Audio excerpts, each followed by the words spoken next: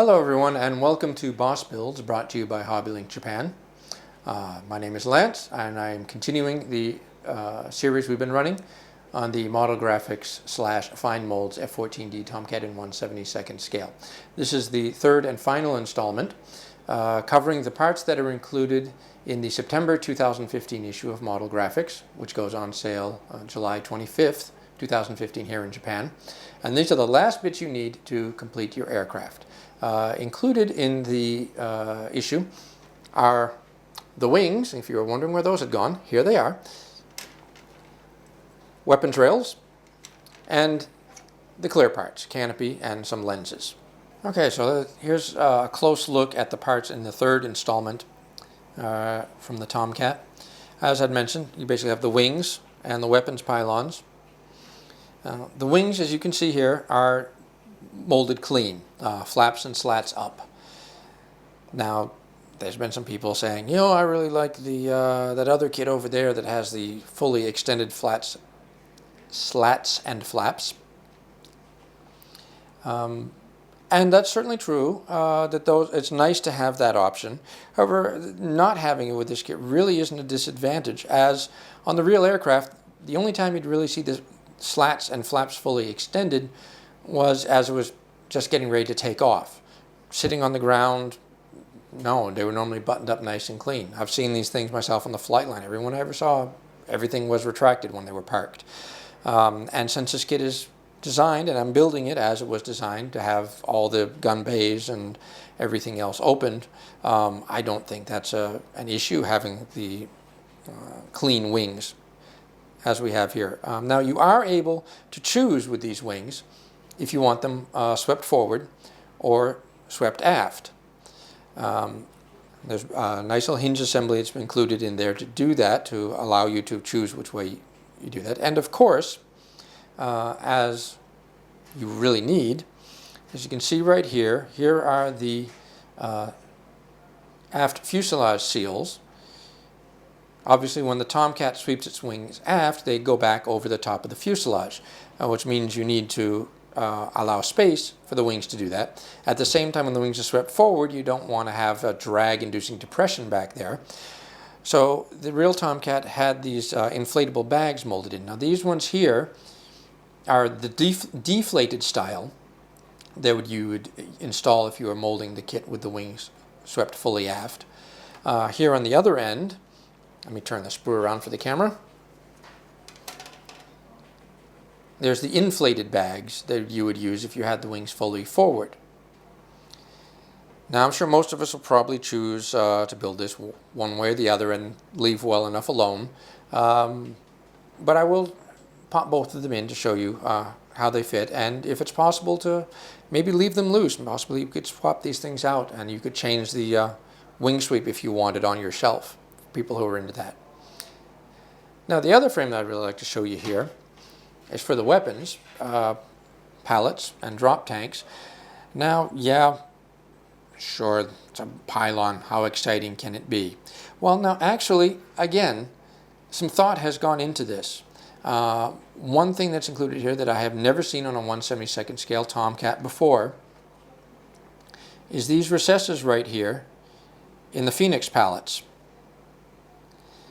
Now, most kits, they just mold these flat. If you've built some of the other 1/72nd scale Tomcat kits, even the ones that are designed as the bomb cats with the racks underneath to hold laser guided bombs and such, this is just molded solid and flat, and you just glue the little racks to it.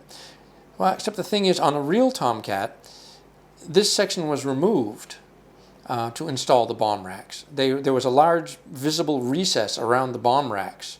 And this has been faithfully reproduced here. That if you're building it with just the missiles on, or even no missiles at all, these inserts are included here to fit into the little slots to smooth this out. Or if you're installing bomb pylons from an aftermarket weapon set, you'd install them directly into the slot here, and that would leave the opening around the ends and a clear recess there. Would look very realistic. I believe this is the first time this has been done in this scale. It's a really nice touch.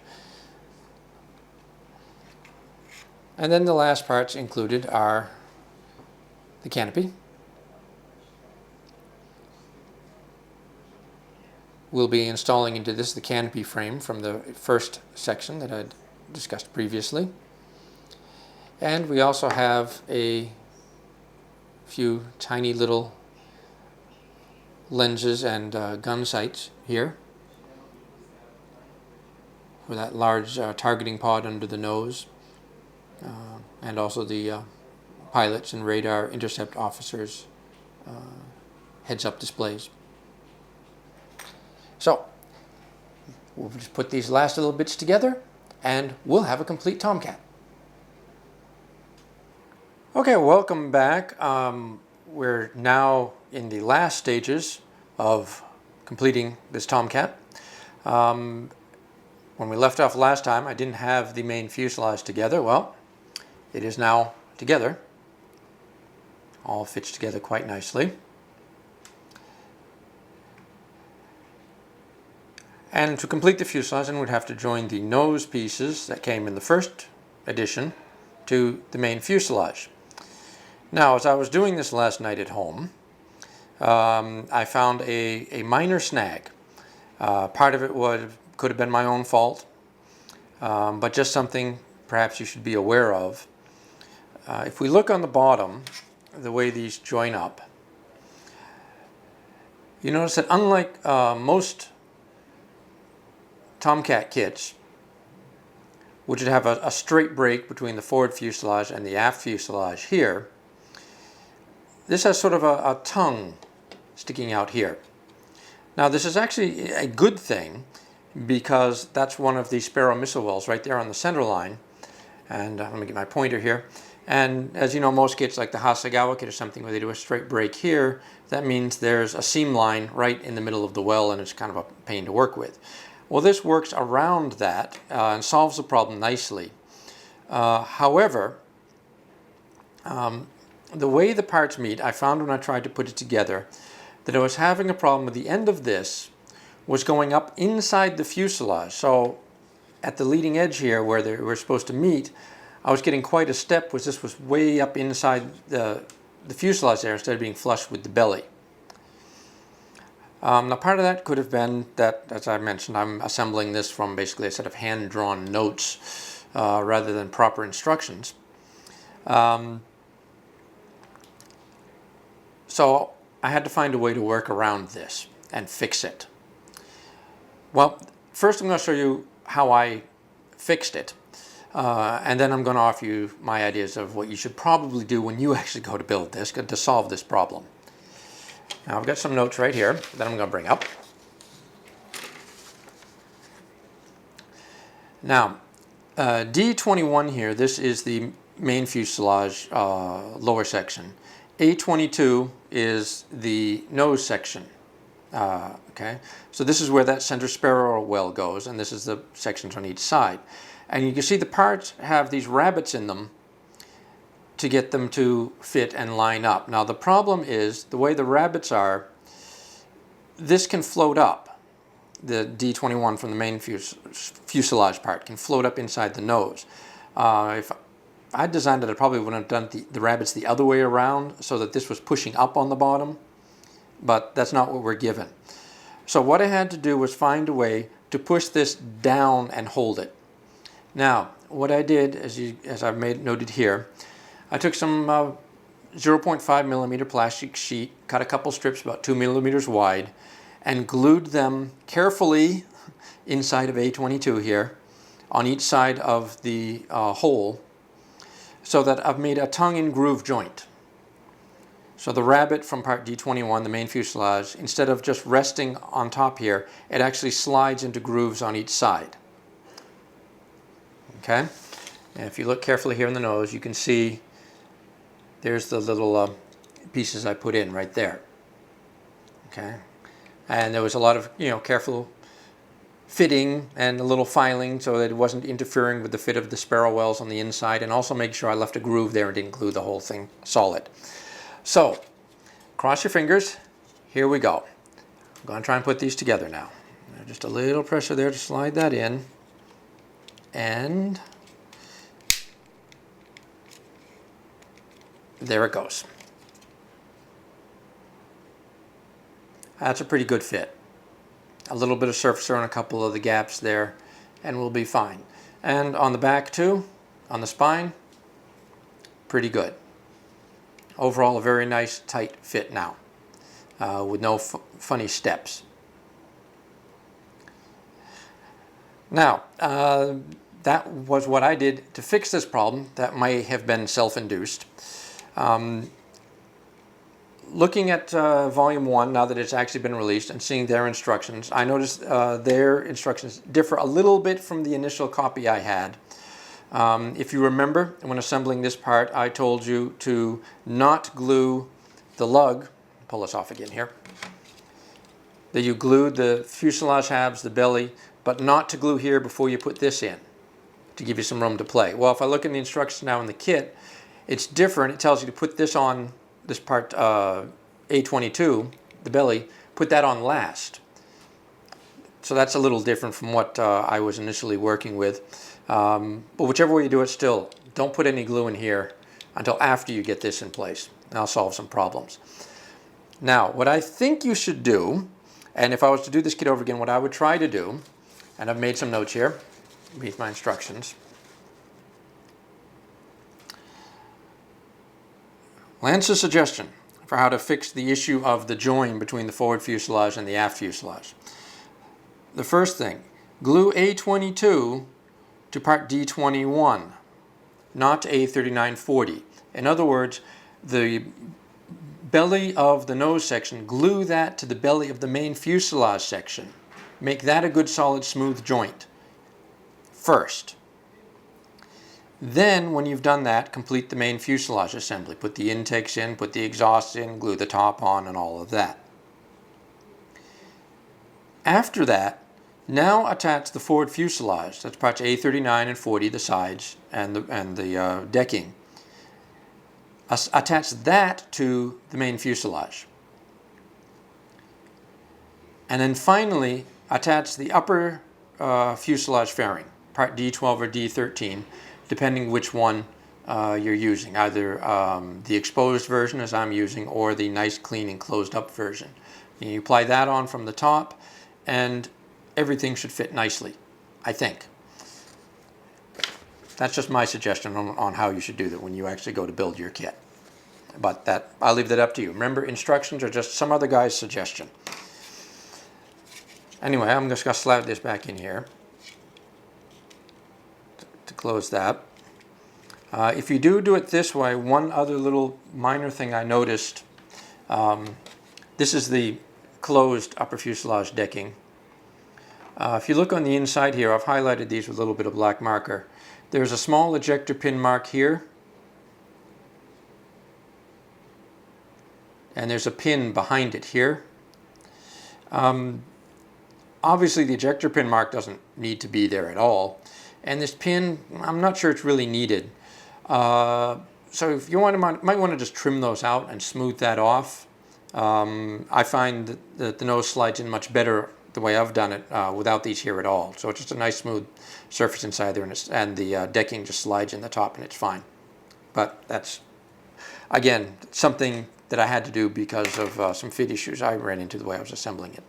Okay, so now we've got the basic fuselage together, and this is looking like a Tomcat.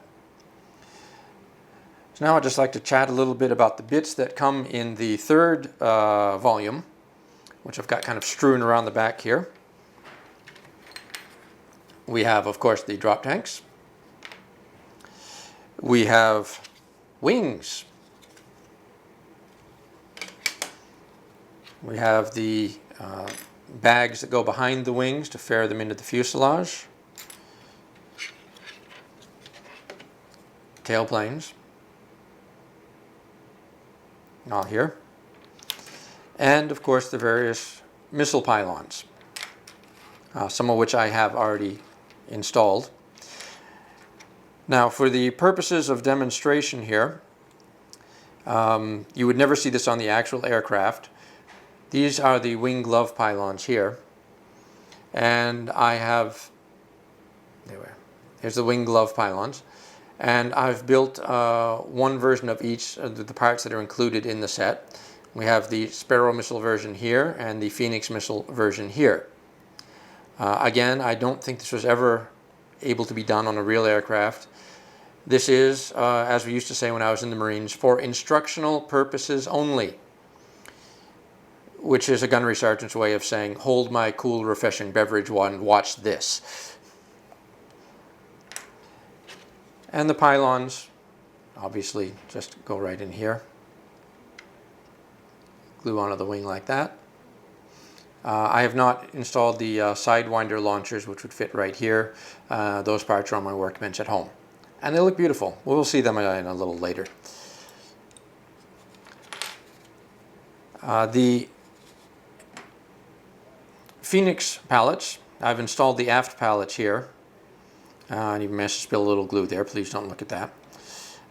The forward ones I have to wait until I get the nose glued on too, but I can just show you, just drop these into place. Just like that. And that, and hey, that takes care of a lot of the seam on the belly, doesn't it? That makes life a little easier. Well, it's just a rough, loose fit there. Anyway, sort that out later. Now, as I was putting these together, you may have remembered when I introduced the parts, mentioned that there's these inserts that go into the pallets themselves, that they come with this recess. And I was saying, well, gee, that's really nice, because then if you wanted to put bomb racks on there, and I believe the bomb racks are included in the weapon set that comes with July Scale Aviation magazine, that it'll look correct because there's a recess, just like on the real plane, that the rack fits into. Whilst I was assembling it and looking closely at the instructions, I realized they've done another really neat thing here. These inserts that glue in, and I've got one here, the one I've not installed yet, still on the sprue. These are actually two-sided. If you are building the model and do not want to put any Phoenix missiles on the pallets, you use the side towards the camera that has the basic rack detail on it.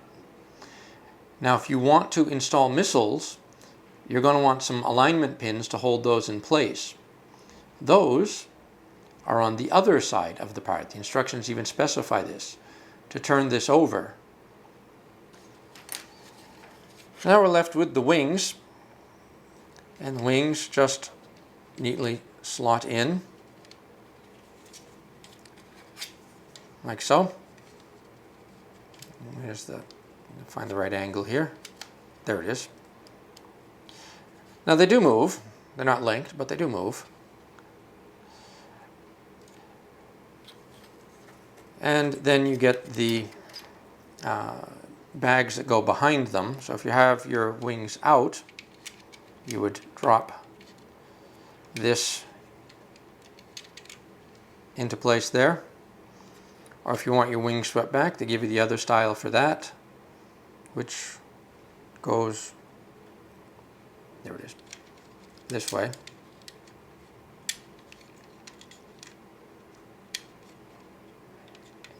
Fat fingers, roughly like that.